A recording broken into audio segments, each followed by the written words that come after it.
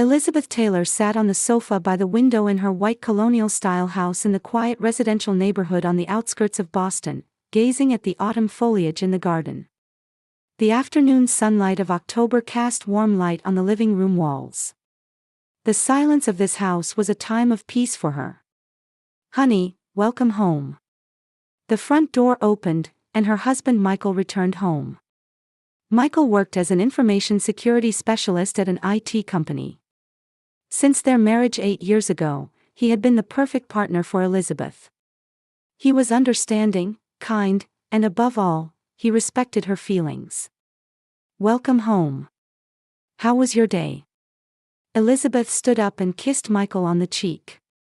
His face showed fatigue, but seeing his wife naturally brought a smile to his face. "A new project is starting. It's a cybersecurity enhancement project. How did you spend your day?" Sophia called. "She wants the family to get together this Sunday." Michael's expression clouded slightly. Gatherings with Elizabeth's family always involve complicated emotions.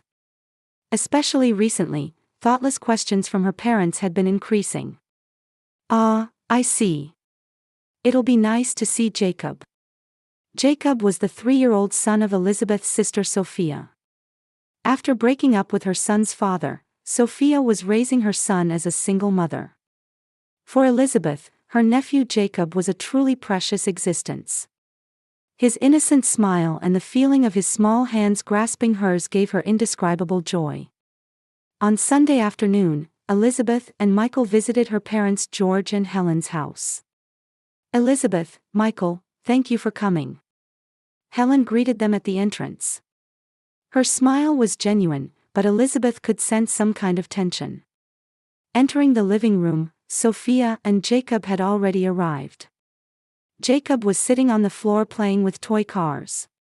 When he spotted Elizabeth, he stood up and ran toward her. "Aunt Elizabeth." "Jacob." Elizabeth picked up her nephew and kissed his cheek. Holding Jacob's small body made her chest feel warm. In this moment alone, everything else could be forgotten. "Good to see you, Elizabeth." Sophia smiled at her sister. Sophia was a beautiful woman with a bright personality and social charm.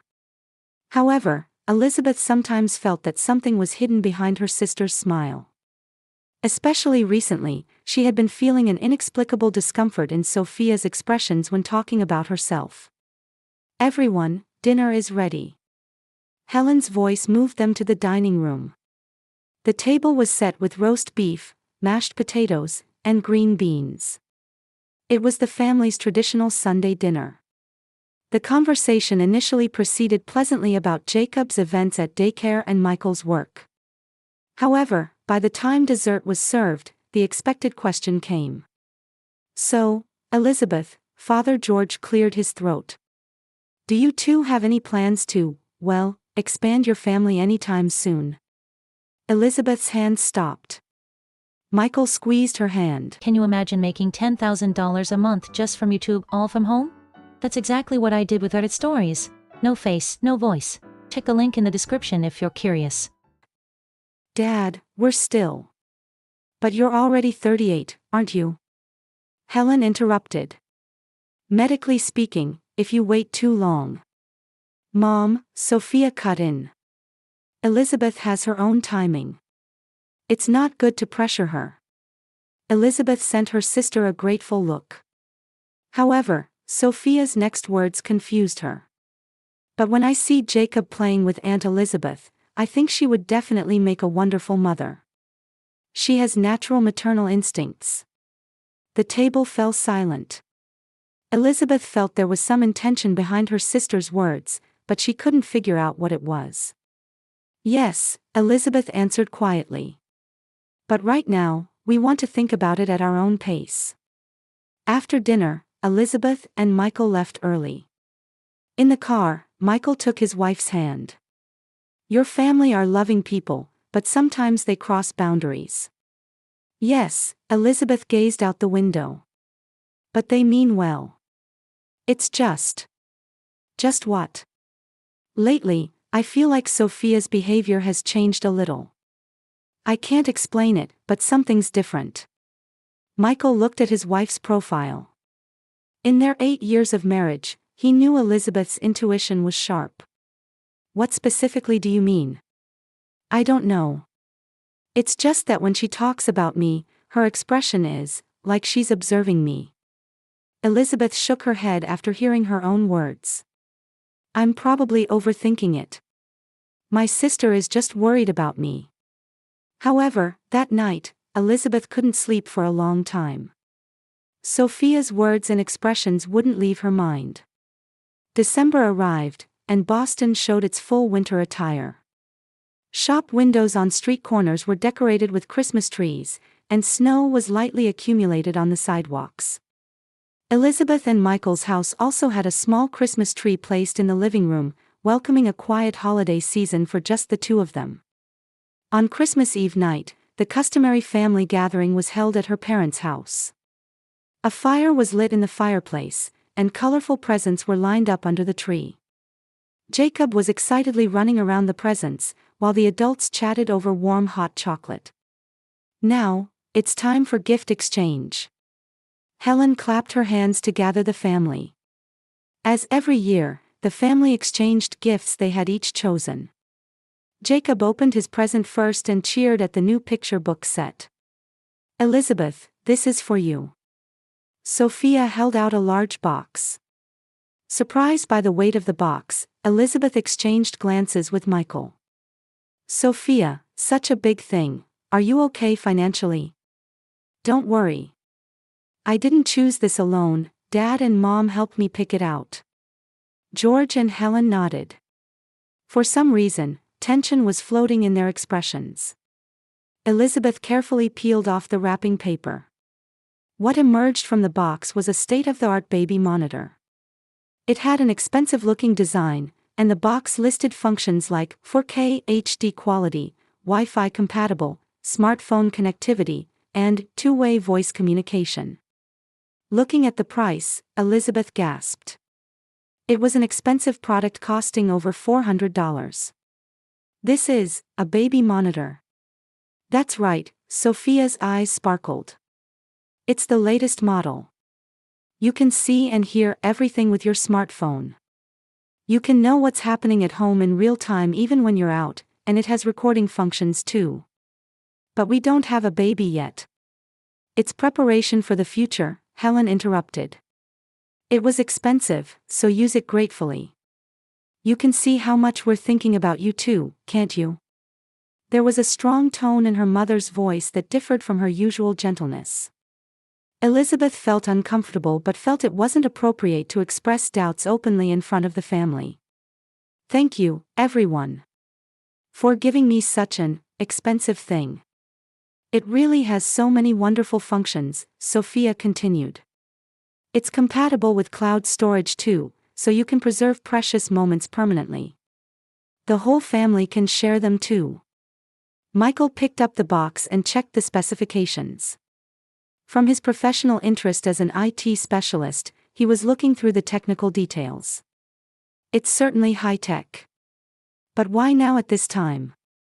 George cleared his throat. Michael, you two have been married for 8 years now. Isn't it time to seriously think about family? This is our way of showing support. That's right, Helen agreed. It's important to be prepared. You won't have to panic when the time comes, right? While listening to her family's enthusiastic explanations, questions were growing in Elizabeth's mind. Sophia was raising her son as a single mother and didn't seem to have financial flexibility. In fact, previous Christmas presents had centered on homemade cookies and inexpensive small items. Why would she suddenly give such an expensive product costing $400? Please definitely use it, Sophia emphasized. Since we went to the trouble of choosing it, you can't just leave it in the box. Promise me. Yes, of course, Elizabeth smiled, but wariness was sprouting in her heart. The family gathering ended, and Elizabeth and Michael returned home carrying the heavy baby monitor box. In the car, Michael spoke up. didn't your family seem different from usual? You think so? Especially Sophia. She seemed unusually fixated on that baby monitor. I wonder why she emphasized using it so much. Elizabeth gazed out the window. Snow was beginning to fall, and streetlights illuminated the snowflakes. The money issue bothers me too. Sophia recently said she was worried about Jacob's daycare costs, so why can she afford such an expensive thing? Maybe your parents paid for it. But Dad and Mom are living on pension too. Besides, their expressions weren't normal either.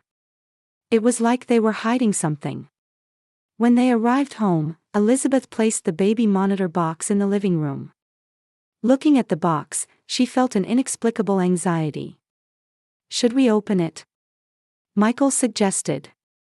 I'm tired today, let's do it tomorrow. However, even the next day, Elizabeth didn't feel like opening the baby monitor. Every time she saw the box, her family's unnatural behavior came back to her. Especially Sophia's words, "definitely use it," wouldn't leave her mind. A week passed, but the baby monitor remained unopened. Michael suggested opening it several times, but Elizabeth kept postponing it with various reasons. I don't need it yet, I want to decide on a place before opening it, I don't have time to read the manual. The reasons were endless, but the real reason wasn't clear even to herself. She just intuitively felt something was wrong. One afternoon, Elizabeth accidentally found Sophia's social media account. She didn't usually use social media much, but while looking for Jacob's photos, she came across her sister's account. What she found there was content she hadn't expected. Sophia was regularly posting with the theme, "A sister supporting her infertile sister." Elizabeth's personal situation was described in detail. The fact that she had been married for 8 years without children, how she was troubled by her parents' questions at family gatherings, how she lovingly cared for her nephew, private information was laid bare. What surprised her even more was the high number of followers and engagement rate. Thousands of people were reacting to Sophia's posts and leaving comments. Many were sympathetic, but some were filled with curiosity. Elizabeth put down her smartphone with trembling hands. She couldn't believe her sister was using her private situation as content. And looking at the latest post, she received an even bigger shock. "I gave my sister and her husband a special present. I think we'll have happy news to report soon. The whole family is supporting them." The post included a photo taken on Christmas night. It was the moment Elizabeth received the baby monitor box. Elizabeth stood up and hid the baby monitor box deep in the closet. She had come to hate even looking at the box. This gift had something hidden beyond surface kindness. Convinced of this, she had no intention of ever turning on this monitor. That night, when Michael came home, Elizabeth told him about her sister's social media. Michael listened to the story with a serious expression. "That's a problem. Your privacy is being violated. But it's difficult to confront her directly. It would destroy family relationships." "True. But we can't just leave it alone either." The two talked for a long time but couldn't find a clear solution. At the end of March, spring finally began to feel present in Boston. Elizabeth and Michael started spring cleaning to organize unnecessary items that had accumulated during winter. 3 months had passed since Christmas, and that baby monitor seemed to be completely forgotten. "Honey, what's this box in the back of the closet?" Michael's voice came from the closet. Elizabeth stopped the vacuum cleaner and turned around. Her husband was holding that detestable baby monitor box. "Oh, that's..." Elizabeth's face went pale. For 3 months, she had tried to forget its existence, but seeing the box brought back all the discomfort from Christmas night. "It's the baby monitor we got for Christmas. I still haven't opened it." Michael picked up the box and brought it to the living room. "Why don't you use it when your family gave it to you?" "It was expensive, wasn't it?" "Because I don't need it," Elizabeth's voice was trembling. "But thinking about the future." Michael read the specifications on the box: 4K quality, Wi-Fi compatible, smartphone connectivity. It's quite high-tech. At least we could open it and see what it's like, couldn't we? Elizabeth was severely upset by her husband's suggestion. Her heartbeat quickened and sweat began to form on her palms. She couldn't understand why she was showing such a rejection reaction. Michael, Elizabeth's voice was small and trembling. If you really want to see it. She took a deep breath and continued with a shaking voice. Put a pillow in a baby crib, then turn on the power. A pillow in a baby crib? We don't have a baby crib. There's an old baby crib in the guest room closet. The previous resident left it. Take that out, put a pillow in it, and turn on the monitor. Michael was confused by Elizabeth's abnormal state. He couldn't understand why his wife was giving such specific instructions and why she was so upset. Elizabeth, are you okay? You look pale. Please. Just try it. Michael decided to comply with his wife's request. He pulled out the old baby crib from the guest room closet and set it up in the living room. He placed a pillow there and opened the baby monitor box. What emerged was a white camera unit with a sophisticated design and a smartphone-sized monitor screen. He briefly read the manual and installed the camera near the baby crib. I'm turning on the power. When Michael flipped the switch, the monitor screen lit up. At first, it looked like a normal baby monitor screen. The baby crib and pillow were clearly displayed. Look, it's working properly. The picture quality is good and the audio is clear too. However, from his habit as an IT professional, Michael was carefully observing the details of the screen. Then he noticed letters displayed in a small corner of the screen that were easy to overlook. Rec. Red letters indicating recording in progress. Elizabeth, this is being recorded. I know, Elizabeth's voice was small. Michael examined the screen more closely. Opening the settings menu, the Wi-Fi connection status was displayed. And the network name displayed there made him freeze. The connection destination was a network named Sophia Home_private. It wasn't their home Wi-Fi network. What does this mean? Michael was sensitive to such suspicious network connections due to his profession. He began to investigate the settings in more detail. Data transmission destinations, cloud storage settings, access permissions. The more he investigated, the more his spine chilled. Elizabeth, this monitor is transmitting data to external servers. Moreover, access permissions are set for multiple users. Elizabeth sank into a chair. The time had finally come for the truth to be revealed. What does that mean? She already knew the answer but wanted to hear it from her husband's mouth. Michael brought his laptop and began a more detailed technical analysis. His fingers quickly typed on the keyboard, analyzing network traffic. This monitor appears to be a normal baby monitor on the surface, but it's actually a much more complex system. Video and audio are recorded 24/7 and automatically transmitted to external servers. And Michael's face went pale. The destination servers use commercial streaming service infrastructure. This is the type of server used for live streaming and recorded content distribution. Meaning the video recorded by this monitor could potentially be used as streaming content. There's absolutely no privacy protection. Michael continued his investigation. Checking the access logs, he found regular access records from Sophia's IP address. Furthermore, he could confirm access from her parents' house IP address.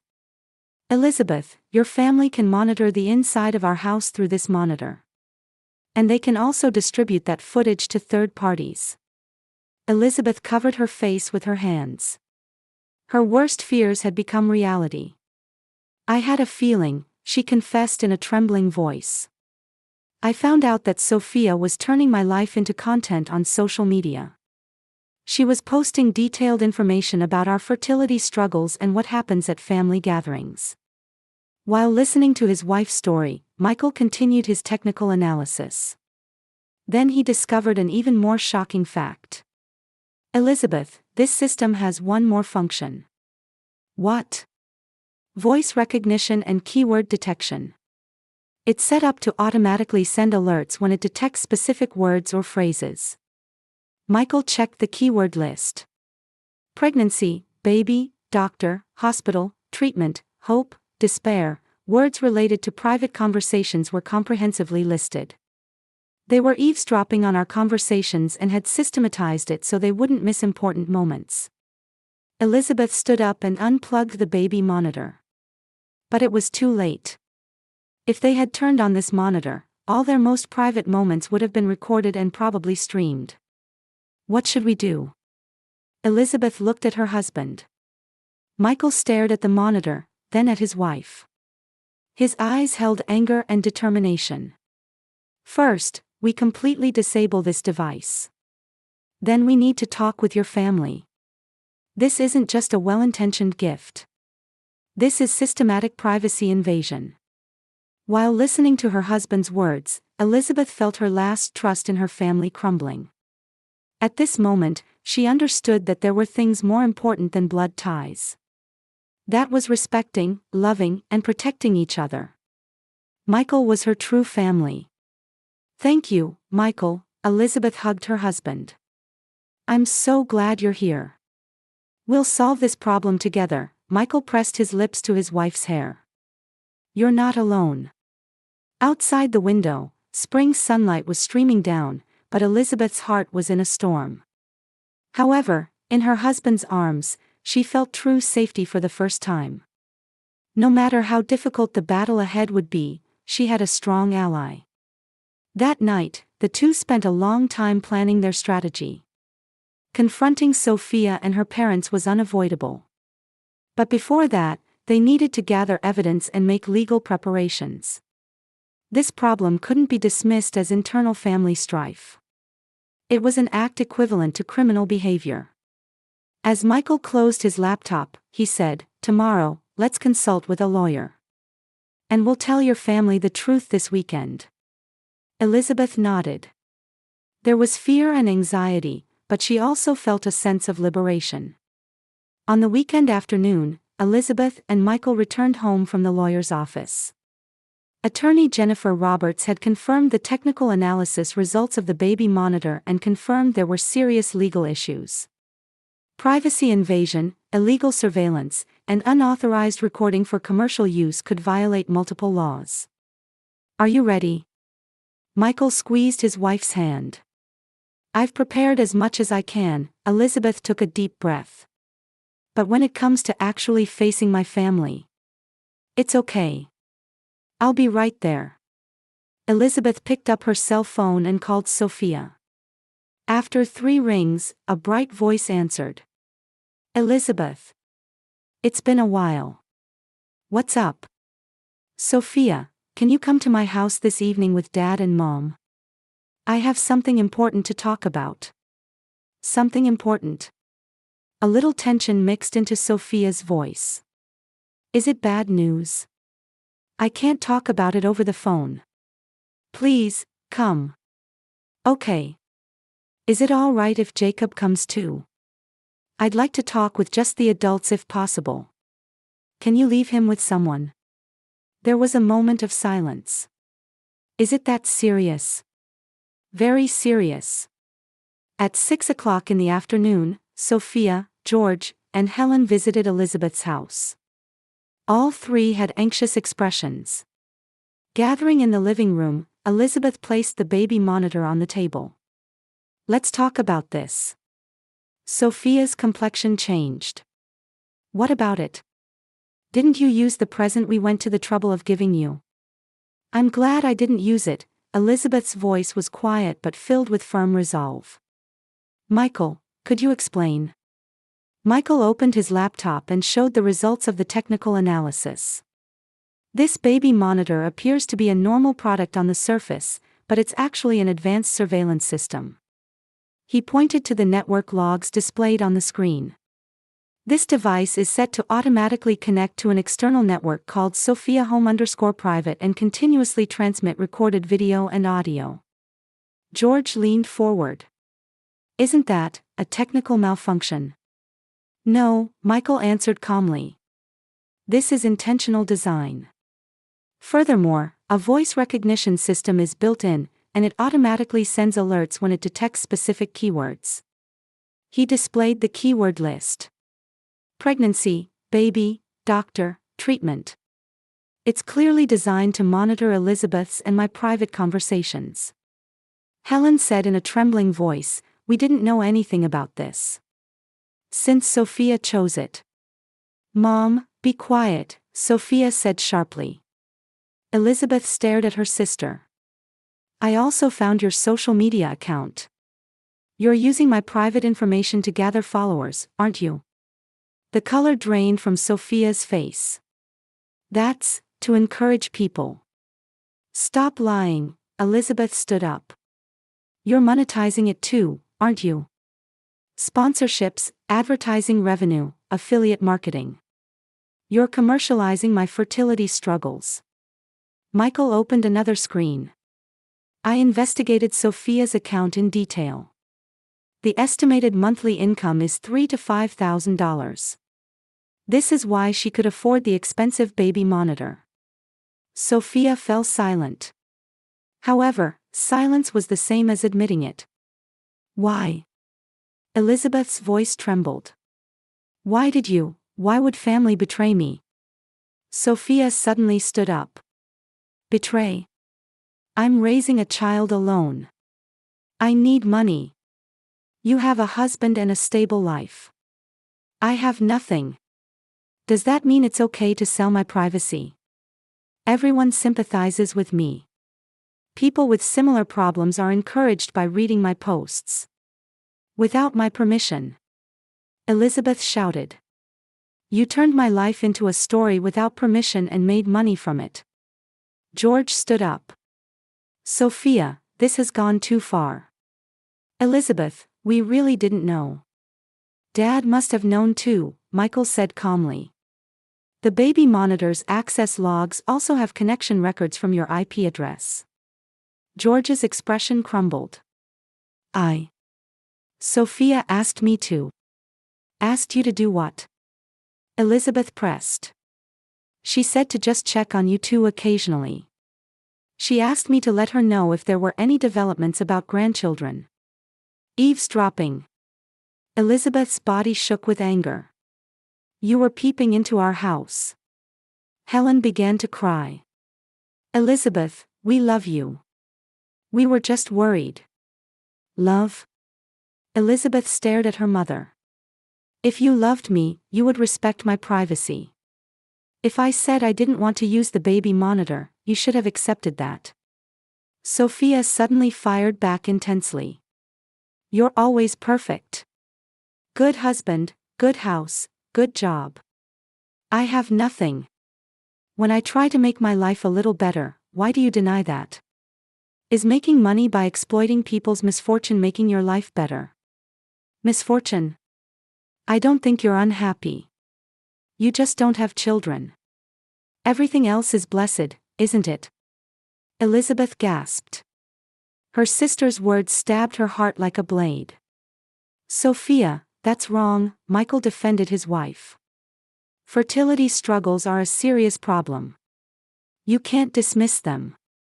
But there were people who were saved by seeing my content. I'm not doing anything bad. Using my personal information to earn revenue without my permission is illegal." Michael took out legal documents. "We've already consulted with a lawyer." Sophia's face went pale. "Legal action? Even though we're family?" "You crossed the line first," Elizabeth said. "I won't allow myself to be hurt anymore in the name of family." George desperately said, "Elizabeth, please. Let's not take family problems outside. We should be able to solve this among ourselves." "Solve?" Elizabeth sneered. "For 3 months, I intuitively felt something was wrong. Each time, I doubted myself, wondering if my feelings were off. But my intuition was right. You were betraying me. Helen said through sobs, Elizabeth, forgive us. If you want me to forgive you, start by deleting Sophia's account. And delete all posts about me. Return all the revenue too. That's impossible, Sophia said. I can't delete content that's already been posted, and I've already spent the revenue. Then let's proceed with legal action, Michael said quietly. Silence dominated the room. The four family members held different emotions. Love, betrayal, anger, fear, regret. Elizabeth stood up. Let's end it here for today. Everyone, please go home. Elizabeth. Helen said in a pleading voice. Mom, I've made up my mind. Just because we're family doesn't mean I have to forgive anything that's done to me. I have the right to protect myself. The three left with heavy steps. Only Sophia turned back to say, You're cold-hearted, Elizabeth. Abandoning your family like this. You're the ones who abandoned me, Elizabeth answered quietly. When you betrayed my trust. When the door closed, Elizabeth collapsed crying in Michael's arms. The family relationships built over many years had crumbled in one night. However, she also felt a great burden lift from her shoulders. You did the right thing, Michael said, stroking his wife's hair. I know, Elizabeth wiped her tears. But I've really lost my family now. You didn't lose your family. You freed yourself from people who don't respect you. That night, the two talked for a long time. About the definition of family, the meaning of blood relations, and what true love is. Elizabeth understood for the first time the importance of trusting her own emotions and intuition. The next morning, she woke up with new resolve. She had lost some things, but she had also gained some things. She regained trust in herself and reconfirmed the depth of her bond with her husband. And she reclaimed the power to control her own life. The baby monitor was properly disposed of that day. 6 months later, Boston was showing its winter attire again. However, a different kind of warmth filled Elizabeth and Michael's house than before. Legal proceedings had progressed smoothly, Sophia's social media account had been deleted, and compensation for privacy invasion had been finalized. The documents arrived, Michael came into the kitchen and placed an envelope on the table. Elizabeth wiped her hands and opened the envelope. Inside were official documents from an adoption agency. The interview date has been set, brightness had returned to her voice for the first time in a while. Next Friday. Are you nervous? Michael placed his hand on his wife's shoulder. A little. But this is our path. Since the confrontation with that family, Elizabeth and Michael had talked deeply about their life direction. They concluded that there was no need to stick to family through blood relations. Relationships based on love and respect were true family. A letter came from Sophia. Elizabeth picked up another envelope. Should I read it? Michael shook his head. You decide. Elizabeth threw the envelope into the trash without opening it. I'm not interested anymore. The doorbell rang. When Elizabeth opened the door, a delivery person handed her a small package. Seeing the sender's name, she hesitated for a moment. It was from her mother Helen. Did she send something again? Michael asked. Let me open it. Inside the package was a small hand-knitted blanket. It was for a baby. The enclosed letter had a short message written in shaky handwriting. Elizabeth, I sincerely wish for your happiness. With love, Mother. Elizabeth picked up the blanket. It was carefully knitted with soft yellow yarn, and she could feel her mother's love in it. Mom might be trying to understand. But we still need distance, right? Michael said gently. Yes. But I haven't completely lost hope. That night, the two talked about the future. The adoption process, preparation for child rearing, and new forms of family. They were convinced that relationships bound by love were possible even without blood ties. Thinking about that baby monitor, it might have been good in reverse, Elizabeth said. What do you mean? Because we were able to identify people we could truly trust. And we were able to make the decision to build our own family. A few weeks later, an interview was held at the adoption agency. Sarah Johnson, the caseworker, greeted them with a warm smile. I've reviewed your application. It was very sincere. The interview lasted about an hour. They were asked in detail about their married life, values, and thoughts on child rearing. Elizabeth also spoke honestly about the problems with her family. I think you too, having overcome difficult circumstances, will surely become wonderful parents, Sarah said at the end. On the way home, Elizabeth and Michael walked hand in hand. It's the beginning of a new chapter, Elizabeth looked up at the sky. Let's create our own kind of family, Michael answered. When spring came again, Elizabeth's cell phone received a call from the adoption agency. Mrs. Taylor, I have something to discuss with you. It's about a 3-year-old girl. After hanging up, Elizabeth shed tears. However, they weren't tears of sadness but tears of joy. Michael, we're going to have a daughter. Michael hugged his wife. The family they had been seeking for so long was finally about to become reality. Until a few months ago, Elizabeth had been desperately trying to meet expectations from her blood family. But now, she was about to build a family through her own choice. It was true family based on love and respect that transcended blood ties. The baby monitor incident became a turning point in Elizabeth's life. What she lost was significant, but what she gained was even greater. Trust in herself, the depth of her bond with her husband, and hope for a new family. Elizabeth and Michael's new life was now about to beautifully bloom.